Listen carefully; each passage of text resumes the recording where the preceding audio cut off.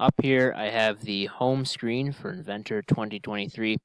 Now, this video is for the assembly portion of the project. So if you do not have the stops, ramp sides, and this entire list, you should have a total of 9 parts in your list here that we've made. If you don't have all of them, you need to stop this video and you need to go back and find out which one you're missing out of this list and make that first. Okay, if you did make it and it's not on this list, come find me and I will try and fix that. We'll try and fix that together. So, what we need to do is whenever we start a new file, it's always the same thing. New. Up until this point now, it's gonna be something a little bit different. So up until now, we've been doing parts, standard.ipt. All right, we're gonna move down to the next category, assembly. I'm going to do standard.iam. So this template creates a collection of precisely aligned parts and other assemblies. So we got gray, green, and blue here. These are all individual parts that were probably made. Yep, so here's an individual part that is now a part of an assembly. Okay, so we have standard.iam. I'm going to click create, and we'll load in and we'll see a couple of differences. All right, so first off, our home screen, we have assemble. Okay, we still have our 3D model and sketch windows, but we're not going to be using those here. We're going to stick with assemble. So what I'm going to do is think about when we made the Gumball machine in the wood shop, how did things go? So let's start with assembling the main body. So we have the front and the back and then the sides. I'm going to click the place button, and then it's going to bring you to your documents folder. So what you need to do is you need to scroll down here and you should see, yep, a list of the parts that you've made. So I'm going to grab my front and back. All right, you click on it, it kind of gives you a snapshot of what it looks like, and then I'm going to click open. And there it is. Okay, I haven't placed anything yet. It's kind of a shadow of itself. Until I click and place it, there's nothing here. So what I'm going to do is front and back are both the same, right? And on the blueprints it says make 2. So in this case, I've made 1, and I'm just going to put 2 duplicates of it down in this document. So I click once, and there it is. It brings me to my isometric view, and I still have this shadow up here. I can place another one, so I'm going to place a second one here as well. Okay, so I have 2. Now it tells me I can place a third one, but I'm going to not do that. I'm going to go back up to the place menu, and I'm going to find my sides. And same thing, both the sides are the same dimensions. So click open, and I'll just put 2 duplicates in my document, just like this. Once I'm done, push the escape key, that's ESC, on the top left corner of my keyboard, and now my place button is not highlighted anymore. Now, the next thing, we have relationships here, okay, and we have constrain. Okay, creates constraints which control the position and behavior of assembly components. So I can constrain these parts together to look how I want them to look. All right, so I'm going to click constrain, and brings me up this constraint menu here. Now I have a couple of different solutions. This is your main. These are the main 2 buttons you're going to be switching between. So I have mate, where I take 2 surfaces, 2 faces, and I put them together, okay, in a sense. So that you click on one face, okay, say I click on this face here, and then I rotate around, and I want that face. Oops, if you ever get messed up, the little home button up here can kind of bring you back. Alright, so I've highlighted that face, and I want that face to be touching this one, because I want my sides to go between my front and back. So I'll click this face. You'll hear a little kind of wood clicking sound is the best way I can describe it, and it'll move, and you see these 2 faces are now constrained.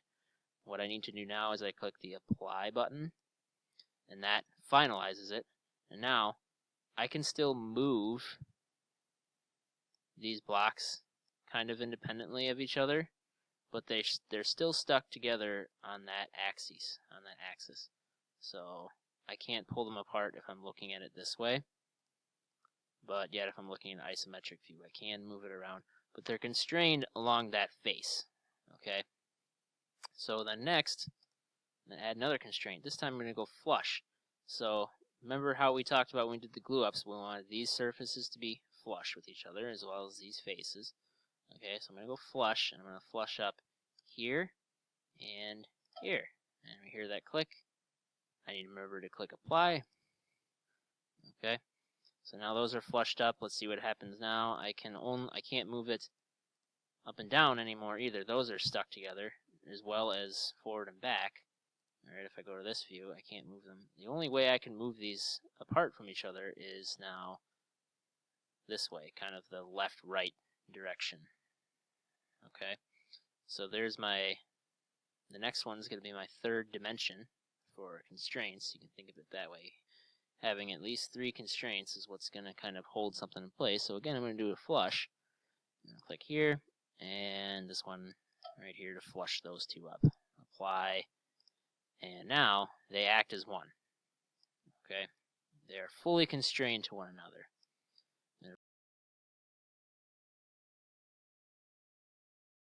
Okay, as we can see, I try and move these around, they just don't. It's all together. It's all one assembly at this point. Okay, now, next, I'm going to go ahead and add the top and bottom. Okay, so let's add I'm going to add the bottom first, actually. I'm going to add the bottom. Okay, open, place that in here. Now, this is where something called an offset is going to be in place, because remember, the bottom is a little bit bigger than the assembly for the main body. Okay, there was about a 3/4 inch overhang. Okay, this is 3/4 of an inch on each side larger than this assembly. So what I need to do is first look at your top, because remember, you want, if you need to, you can change your view.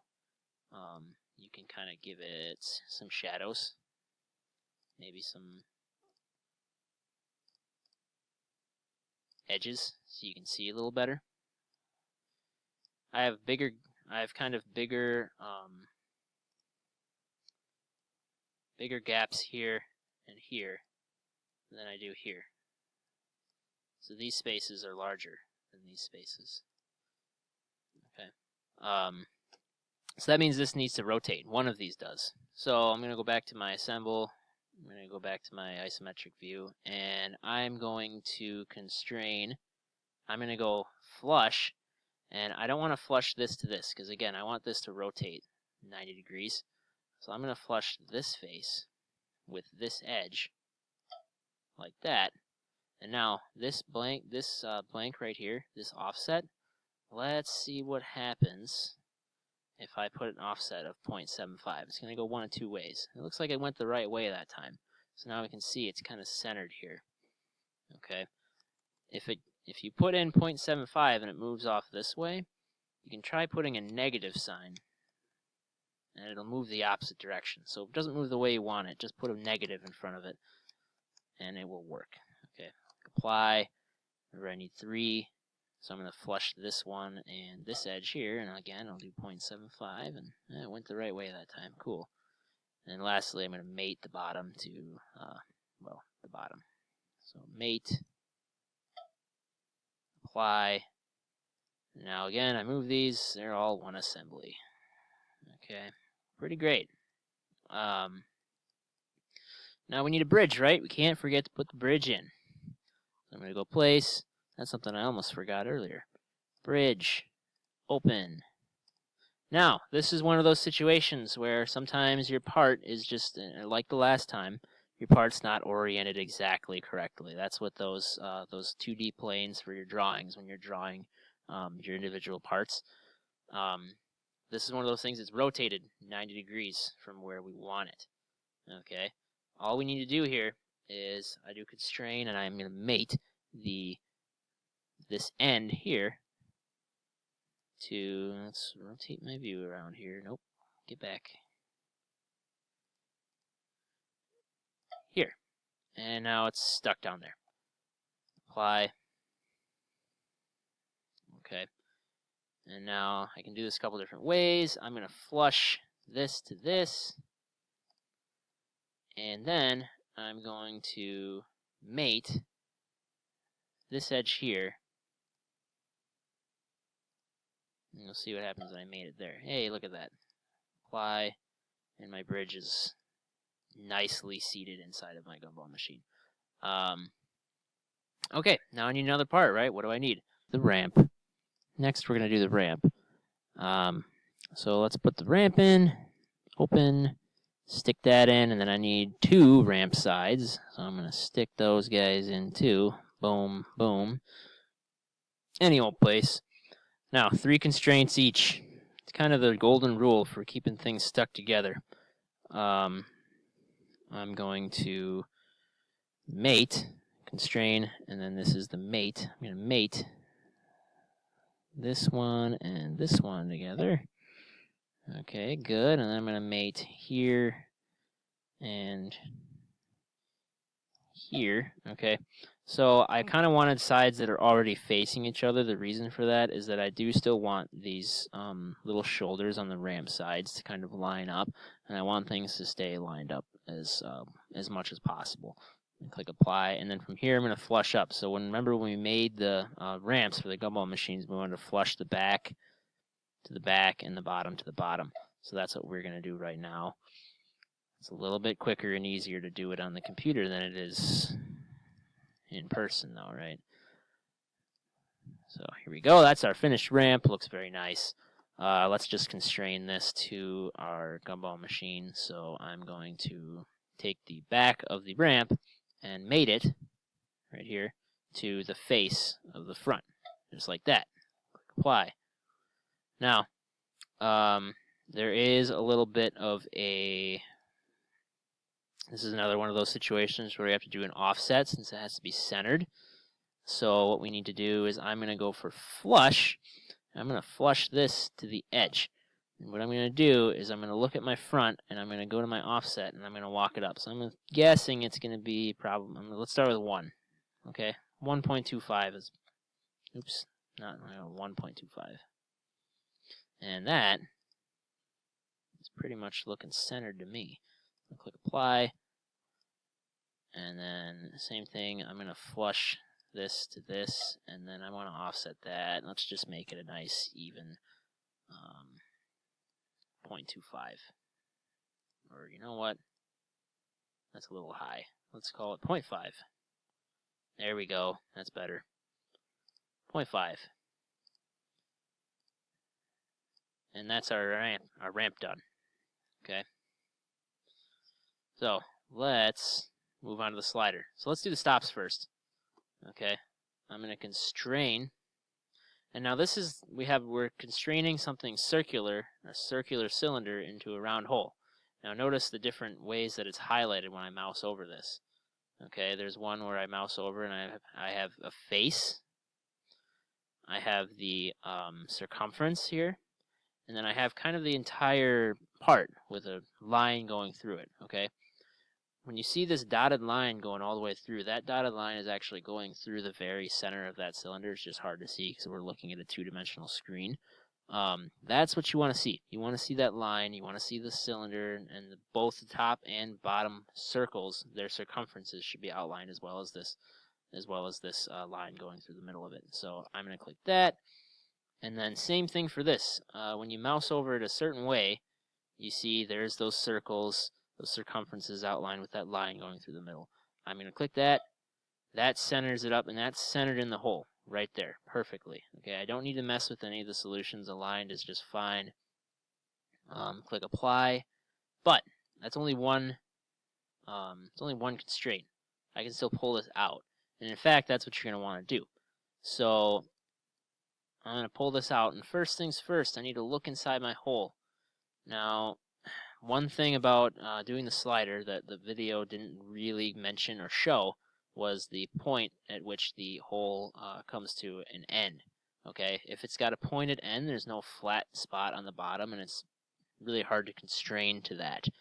It's hard to constrain to not flat surfaces. So what we need to do is, if you click on your slider, see how it's highlighted green right now? If I double left click on it, I can actually just, it'll bring me right into editing. Okay, I'm editing this slider now. I'm changing something. And what I need to do is I'm going to mouse over, it says hole 1, and you can see it's highlighted there. Hole 2 is highlighted, and then hole 3. Now, I did both of my stop holes at the same time, but if you did them separately, then you'll have to do this just twice. It's the same process for both, though. I'm going to double click hole 3, and that brings up my hole properties, so I could, in theory, change the diameter, the depth, or whatever. I'm looking at drill point, okay? By default, it's at angle, so that's how like a normal twist drill bit point comes to a point, and that's how it is in your actual gumball machine. But for our purposes here, flat would be best, okay? Because it'll be a lot easier to constrain. Click OK. All right, now that I'm done with that, I should be able to go on my tab down here, go back to Assembly 1, and if I look in here, and now it's flat. It looks flat to me. So let's try constraining that. Let's go mate. Yep.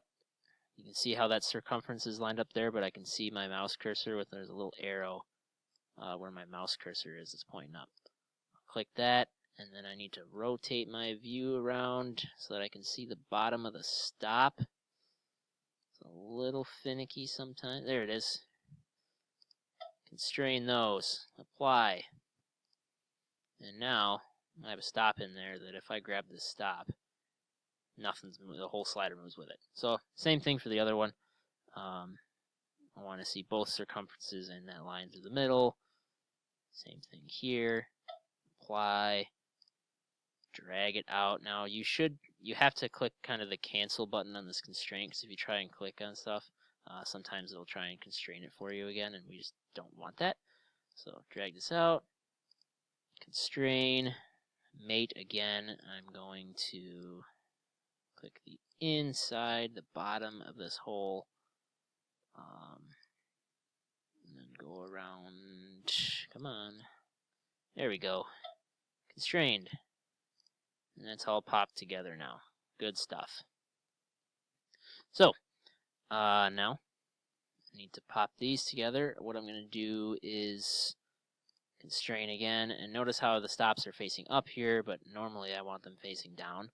What I'm going to do is I'm going to constrain. I'm going to click the face, the side with the what do you call them? With the stops. I'm going to constrain that to my bridge. Okay. One other thing with this,